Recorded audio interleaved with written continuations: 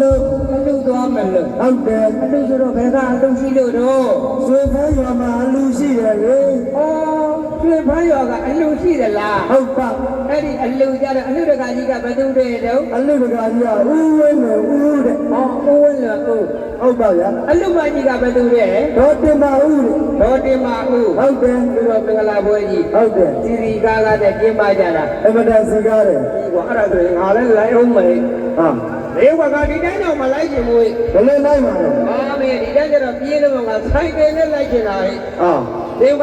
ဆိုင်ကယ်ခဏငါဆက်နှိုးလိုက်အောင်မယ်ကွာနိုးဆိုင်ကယ်ကဆက်နှိုးလိုက်မယ်ဟာဆိုင်ကယ်ကလည်းစီသေးတယ်လို့တော့တက်ခတ်ကြောင်ကြီးနော်ဆိုင်ကယ်ကကိုစီသေးကြီးပဲသိနေတာဟုတ်တယ်ဒီဘကဆိုင်ကယ်ကဆက်ပြန်လို့ကြည့်တော့မယ်နိုးတုံးဆောင်မယ်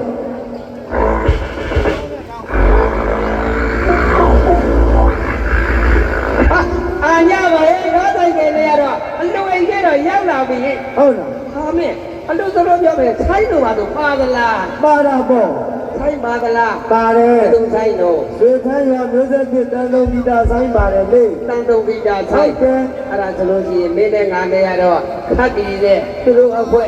ဘာတီးမယ်ဆိုတာတော့မသိရဘူးပါမသိသေးဘူးနှစ်ယောက်ညီကိုနှစ်ယောက်ထောက်ပြီးတော့နားထောင်ကြည့်လိုက်ရအောင်နားထောင်လိုက်ရအောင်အေးဘာလဲတီးမသိထောင်းနားထောင်မယ်နော်သွားကြစို့လေ